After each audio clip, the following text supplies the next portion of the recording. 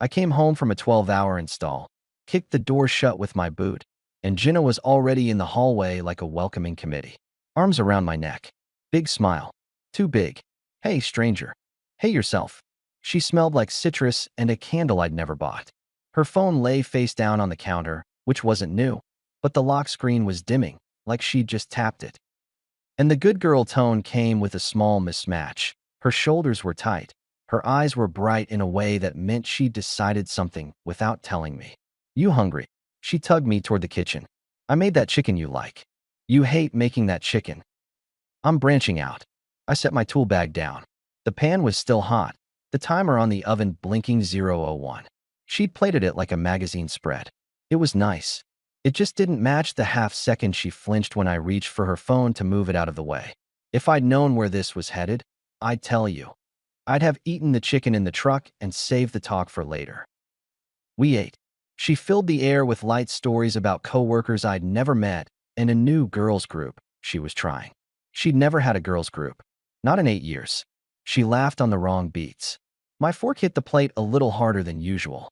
So, I tested the water. How late is this new group going tonight? Not tonight. She sipped water. Tomorrow. Maybe. Maybe. Depends if everyone's free. Everyone. Right. I cut into the chicken. Which friends are we talking about again? Just, you don't know them. Kelsey. Or Kara. I keep mixing them up. She smiled at her plate. I let that sit. The oven fan hummed. The timer's plastic cover had a crack I hadn't seen before. Small things. They add up. If you're out late, I told her, give me a heads up. Not a text at midnight from a bar bathroom. Wow. She set her fork down. That's specific. I install heavy glass all day. I don't enjoy playing guessing games at night. She nodded like I'd ordered mulch. Sure. Heads up. Got it. If I'd known the price of that one sentence, I'd have recorded it. I stacked dishes. She touched my arm. You okay? Fine. You're quiet. You're different, I said. Pick one. She blinked twice, then exhaled through her nose. I'm not different. I'm tired. I kissed her cheek, then the top of her head. We're both tired. Let's not be tired and vague. I'm not vague. She smiled again, too quickly. You're being dramatic. Tomorrow, I said. If you go, tell me before you disappear. That's all. She nodded. Sure. I wanted to believe her. The next night, I was in the shop late, cutting a custom jam for a weird opening, when Sam stuck his head in my bay. You're still here? Your wife let you out after dark. She's with friends, I said, fitting the jam. New crew. You ever heard of a Kelsey or Kara? Sounds like a brand of candles. He leaned on the doorframe like he owned the place. You look like a guy doing math he doesn't want to do. I'm doing hardware lead times. I wiped the chisel on a rag. And, yeah, a little math. He gave me that barber mirror stare only someone who's scrambled through 2 divorces can give. Do you want to stop doing the math? Or do you want to get it right? Get it right. Then treat it like a job. Verify, then trust. Like a job, I repeated. We finished up. I texted Jenna at 8. Got a reply at 9:30. Still with the girls. Don't wait up. Heart emoji that looked cut and paste. When I got home, the house smelled like vanilla. A different candle. The bedroom was made like a hotel. Her shirt on the chair was inside out. Tag sticking up. I'm not a detective. I'm just a guy who notices when the puzzle pieces are from 2 different boxes. She rolled in at something past 10 and breezed straight to the bathroom, talking from the mirror. It was fun. Finally some time for me, you know? We did trivia. Where? Near the mall. What place? She rinsed her face. I forgot the name.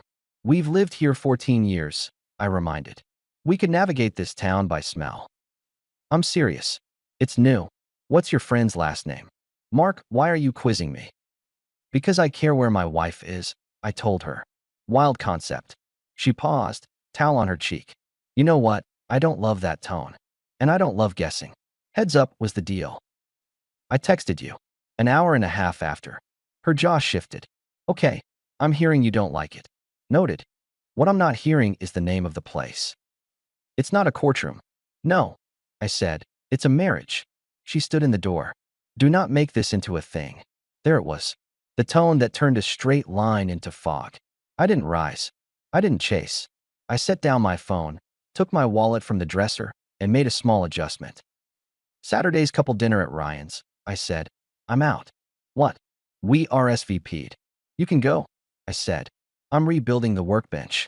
I'm not going to sit around nodding while you check your phone under the table. That's so unfair. Fair is me saying what I won't show up for. You're punishing me. I shook my head. I'm setting my schedule. If you want me at events, keep me in the loop like I asked. That's not how. It is now. She stared a beat too long, then pasted on a smile. You know what? Fine. I'll tell you earlier next time. Can we sleep? Please. We turned off the light. Somewhere downstairs, the new candle kept burning. I kept to my shift. Sam and I knocked out a storefront Monday, then a rainy Tuesday run of shower doors. Wednesday, Jenna swung the pendulum. She was already up when I came back, wearing the blue dress I buy her every excuse to wear. Dinner on the stove, my favorite baseball game on mute. You're early, I said. I came home for you. Generous. She tilted a wine glass. Truce. I nodded. Over what? You being stressed. Me being distracted. Work's been heavy. I'm sorry if I've been weird. I leaned a hip against the counter. There it is. The word. What word? Sorry. She stepped closer. I mean it. Let me make it up to you this week. Home nights. No late trivia. Good, I said. I'll clear my evenings. She grinned at the stove. See? Communication. I'll even send you my schedule like a dork. I'll hold you to it. She did exactly that for 6 days. She was soft. Attentive. Phone down. She showed up at my job on Friday with pizza for the crew, made Sam blush with how proud she was of me. On Saturday, she sat on the tailgate of my truck outside the supply house, tapping my boot with hers. You still mad at me? She asked. I wasn't mad. You were something. I was paying attention. She put her chin on my shoulder. Keep doing that. I smiled at the concrete. Plan to. The week was good enough to look like a cure. But good things break when they're props. And props snap loud. Sunday, a week to the day she promised home nights. I ran a morning call to swap a pain, then hit the grocery store. I texted her on the way back. Need anything? Maybe dessert, she replied. Brownies okay? Perfect. When I pulled in, the house was quiet. 2 mugs in the sink. Her shoes gone from the mat. No note. I set the brownies on the counter. Jenna? Nothing. I checked the garage. Empty. Bedroom. Empty. Her phone charger wasn't humming.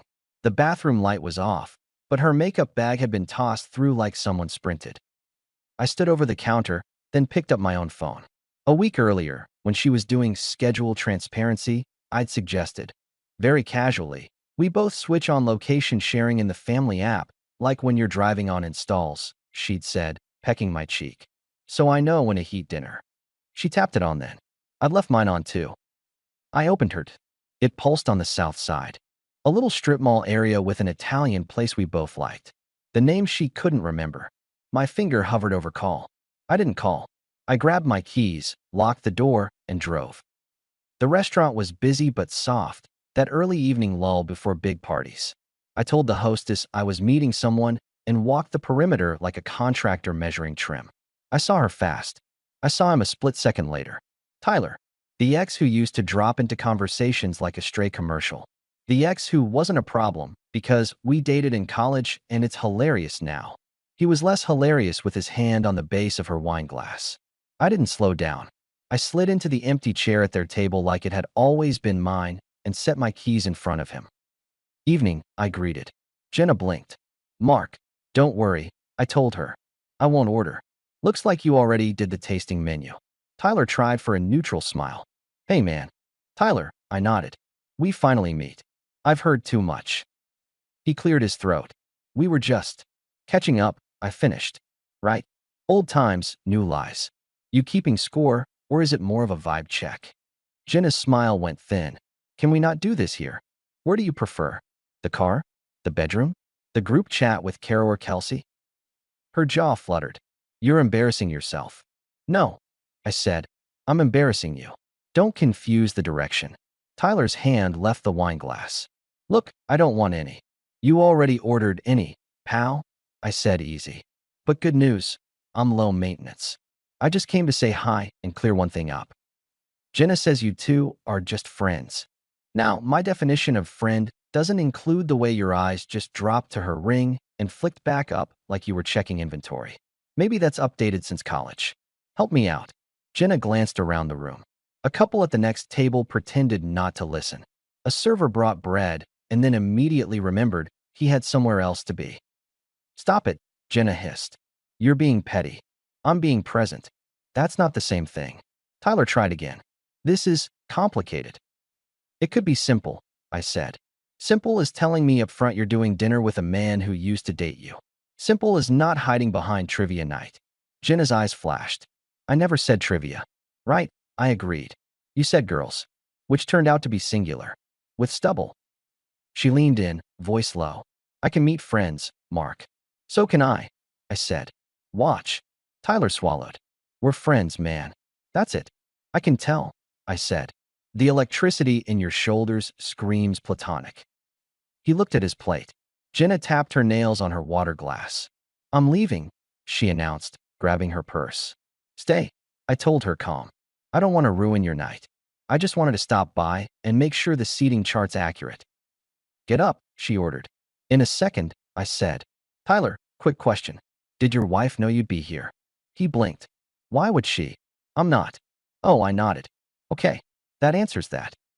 Jenna stood. We're going. I stood too, but not to leave. I slipped my wallet out and dropped a 20 on the table. For the bread I didn't eat. You are not paying. I pay for what I touch. Then pay for this mess, she snapped. I smiled at her, then at him. You two enjoy the marinara. I'll let you get back to friendship. Try the tiramisu. It pairs well with denial. Tyler stared at the keys on the table like they were a grenade. Jenna watched me like I'd grown a second head. Half an hour, I said, checking my watch. That's all I had to give. Sorry to crash your date. I left them there, walked out into the evening like I'd stepped off a stage, and drove home under a sky that wasn't asking me any questions. I'd barely turned the key when the front door flew open. Jenna came in like a storm front. What was that? Her voice ricocheted off the hallway. What exactly was that? I set my wallet down. That was me meeting your friend. You humiliated me. I introduced myself. I made polite conversation. I even left before dessert. You're paranoid. I'm observant. You think you can just. You're right, I cut in. I can't just anything. So let's do this clean. If you want to keep seeing Tyler, you can. You just won't be married to me while you do. She gaped at me. We are not doing ultimatums. You started it when you made reality optional. I cannot believe you, she said, pacing a tight rectangle. He is my friend. We went to the same program. Then invite him to a reunion. We have history. I noticed. She jabbed the air. You owe him an apology. I blinked at her. I owe him. For what you did tonight. You made him feel small. He did that by himself. He did nothing wrong, she declared. I let that sentence hang. The room felt like late January. You just heard yourself say nothing wrong about a man you used to date sitting across from you in a restaurant while I'm home buying brownies for dessert. And you want me to apologize to him. Her chin was high. Yes. Or we're done. Those are the options. I asked. They are. I set my truck keys in my palm. Okay. She folded her arms. Okay, what? I'll apologize. She blinked, surprised at the speed. You will. Sure, I said lightly. You want me to apologize to him? I'll do it right now. Tomorrow, she blurted. Why tomorrow? It's late. You said he deserves it. He does, she snapped. Just not tonight. He's already had enough of you for one day. I smiled. We shouldn't push anything to tomorrow that we can settle today. She grabbed my sleeve. Mark, don't do this. You made the rules, I reminded, easing my arm free. I'll play. Her eyes went wide in a way that wasn't about me anymore. There was panic there. Not fear I'd yell. Fear I'd knock over a different line. What are you going to do? She demanded. Exactly what you asked. I swear to you if you want something from me, I said calm. You'll get it. Go make tea. I stepped outside. She followed me to the porch, still firing words. I shut the truck door over them and drove. Tyler lived 10 minutes away in a gentrified pocket with square trees and narrow driveways. I parked on the street, stepped out, and walked up his front path like a delivery he hadn't ordered. Warm light pooled from the living room. A TV muttered behind the windows. I knocked. Feet moved. The lock clicked. The door opened to Tyler in a sweatshirt, the color gone from his earlier bravado. Mark, he said softly. This is not a good evening, I returned. I owe you something. You don't owe. An apology, I said, per my wife's instruction. His mouth opened and closed. He started to step out. I put a palm lightly on the door to keep it half open. Is now good? I asked. Dude, listen, she's. Who is it? A woman's voice called from inside. We both froze for the space of a heartbeat. Then a woman came into view from the hall, tying her robe, confused. She was mid-30s, dark hair, clear eyes that had done math faster than mine. Who is it, Ty? She asked, looking from him to me. Tyler tried to backpedal. Nobody. Wrong house. I smiled at her. Not wrong house. Sorry to drop in late. Name's Mark. I stopped by to apologize to your husband for my behavior earlier. I was less than charming about him taking my wife out for dinner. She stared. You're what? My wife, I repeated. She was at that Italian place with him less than an hour ago. I came in, said hi, and left. She didn't blink. My husband was at work an hour ago. I glanced at Tyler. Work's been redefined tonight, I guess. Laura, he started. She looked at him like he was a stranger wearing his face. You were at work. Tyler swallowed. I was finishing paperwork at the restaurant. You know how. It's okay, I told Laura. Take your time. I just promised my wife I'd say sorry to him for interrupting their friendship. So, Tyler, I'm sorry for the tone. I was abrupt. I should have called ahead. Laura shifted her gaze to me again. You're serious. I wish I wasn't. I stepped back on the stoop so I wasn't crowding her door. Anyway, mission accomplished. The rest is between you two. She nodded slowly, then faster, like she'd matched puzzle pieces too. Tyler tried to step out again. She put a flat palm to his chest. A quiet, efficient move. No drama. Just a new boundary. Mark, she said, voice steady. Thank you for stopping by. You're welcome. I walked down the path. Behind me, I heard nothing for 2 seconds. Then Laura's voice, low and exact. Start with the truth. I got in the truck. The porch light was steady. My phone lit up with Jenna's name. Then again, then a text. Do not go there. I drove home. She was waiting, pacing the living room with the energy of a pulled fire alarm. When I opened the door, she pounced. What did you do? What you asked? What did you say to him? Sorry. Her eyes bored into me. And nothing, I said. Well, I might have said it at his front door. Out loud. You went to his house.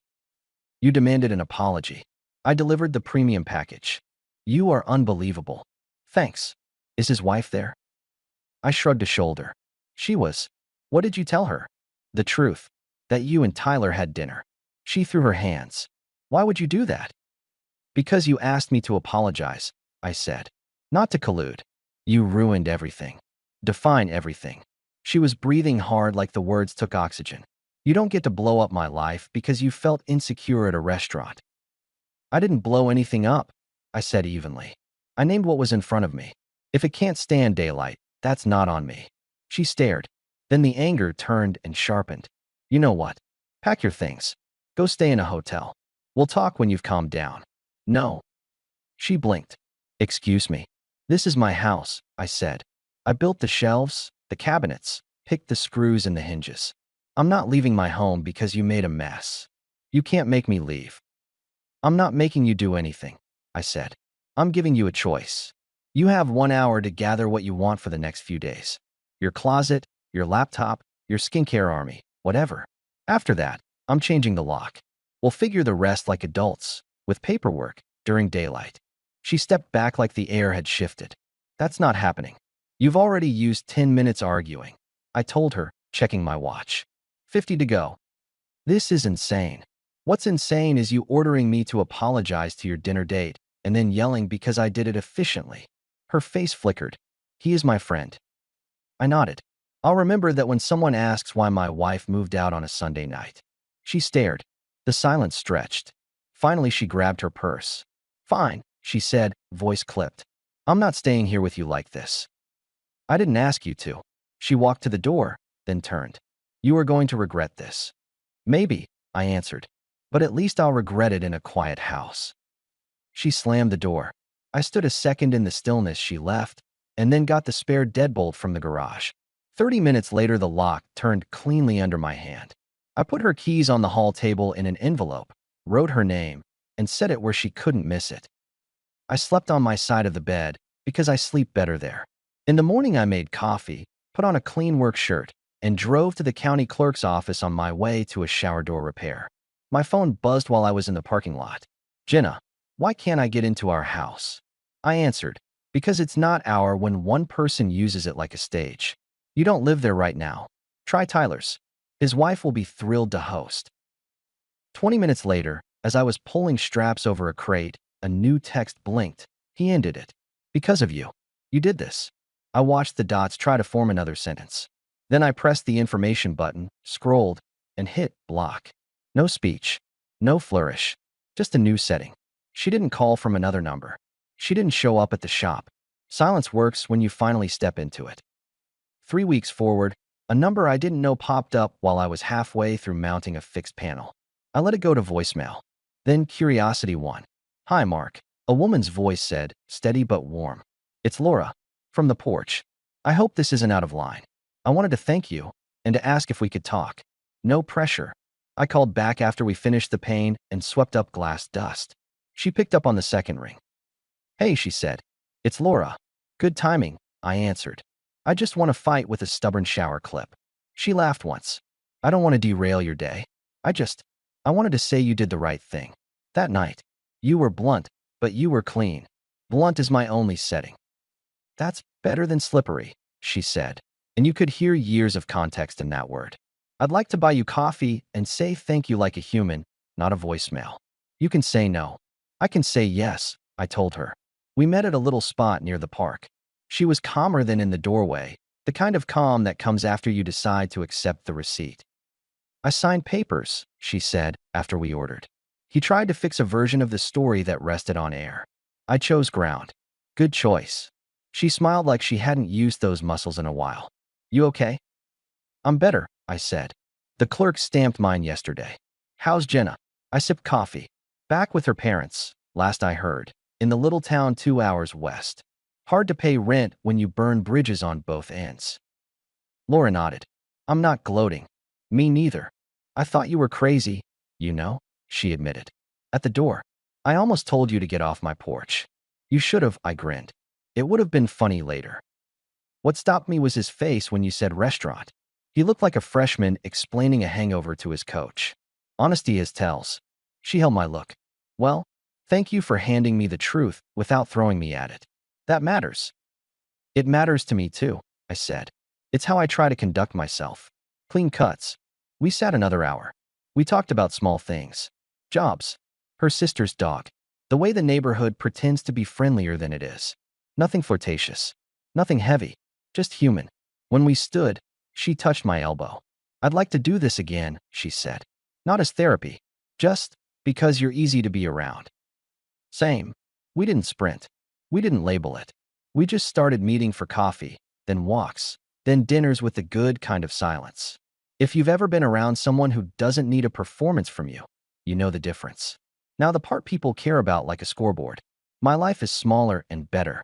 I moved to a 2-bed ranch that backs onto a creek, with a garage big enough for the workbench I kept threatening to build. I bought an old pickup with honest paint. The shop's doing well. I picked up 2 contractors who like that I show up when I say I will. Sam comes over on Saturdays. We watch the game with the sound low and make fun of announcers' cliches. I sleep. That's not a poetic way to say I'm at peace. I mean I sleep 7 hours without waking to a mood I didn't cause. Laura and I see each other regularly. She's got her own place. No neediness. No tests. She knows what it's like when someone tells you half of a story and asks you to clap. We don't rush. When we need space, we say so. When we say dinner at 6, we show up at 5:55 like grown-ups. As for Jenna, I don't track her anymore. I turned mine off too. Last I heard through the grapevine, she's back home with her parents. Working part-time, telling a version of events where I overreacted to a meal. She didn't get the house, didn't get the equipment, didn't get the truck. Not because I set out to punish. Because I drew a line in my own doorway and stood on it. People ask if I regret how I handled the restaurant or the porch. I don't. I gave everyone the gift of daylight. Jenna wanted an apology? She got it. Tyler wanted discretion? He didn't earn it. Laura deserved facts? She got them. I wanted a life where my home wasn't a prop in someone else's story. I have that now. If there's a lesson, it's boring and hard. Pay attention, and when respect leaves, follow it out the door. Don't shout. Don't negotiate your worth with someone who's already sold it at a discount. Change the lock. Change the schedule. Don't make a speech at the end. Leave one clean sentence and walk. Mine was simple. When Jenna texted that morning asking why she couldn't get into our house, I told her the truth. You can't get into my house, I wrote. Try your friends. His wife will welcome you. I sent it. I blocked the number. I went to work and installed a door that fit better than the one before. That's the job. Verify, then trust. And if the frame is crooked, you don't argue with it. You pull it, plane it, and set a new one that closes like it should.